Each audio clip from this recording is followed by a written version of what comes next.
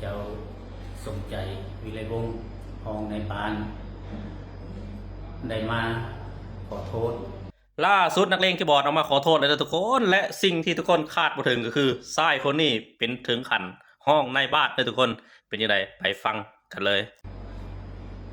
สบายดีข้าพเจ้าสมใจวิไลวงศ์ห้องในบ้านได้มาขอโทษต่อเหตุการณ์ที่เกิดขึ้นที่ข้าพเจ้าได้คอมเมนต์แนวเสียหายลงไปใน 2-3 วันก่อนนั้นเนาะมาวันนี้ข้าพเจ้าได้มาขอโทษต่อหน่วยงานกู้ภัยหรือว่าหน่วยงานที่มาช่วยเหลือในเมืองบางแจ้งแข็งไซสมบูรณ์นั้นข้าพเจ้าในนามผู้ที่คอมเมนต์ลงไปได้มาขอโทษอย่างโดยความจริงใจโดยความรู้เท่าบ่ถึงการความรู้ก็ยังต่ำข้าพเจ้าขอโทษต่อเหตุการณ์ที่เกิดขึ้นจะขอนำเอาบทเรียนที่พ่อแม่ประชาชนและหน่วยงานเกี่ยวข้องนั้นตำหนิติชมมาเพื่อปรับปรุงเปลี่ยนแปลงและแก้ไขจะบอกคอมเมนต์ในทางที่เสียหายต่อหน่วยงานดังกล่าวอีกและจะขอสนับสนุนต่อหน่วยงานกู้ภัยของต่างประเทศที่เข้ามาช่วยเหลือผู้ประสบภัยอย่างจริงใจผู้ค่าในน้ำนอกผู้ที่คอมเมนต์ไปนั้นในวันนี้ผู้ค่าได้มาขอโทษต่อเหตุการณ์ที่เกิดขึ้นมีความเสียใจต่อเหตุการณ์ที่เกิดขึ้นและจะขอ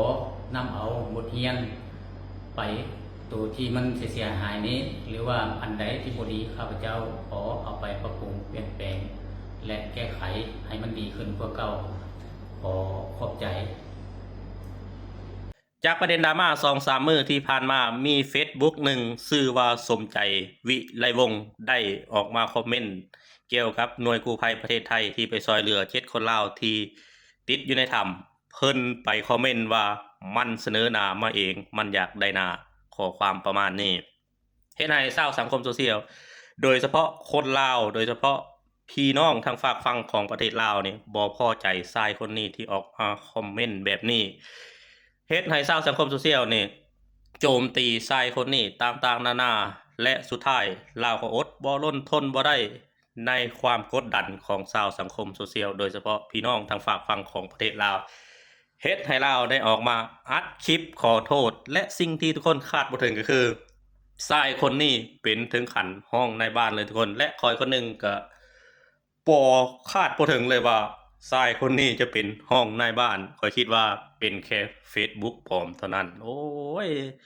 เจ้าก็โพดโพดพ่อใหญ่ทุกคนคิดว่า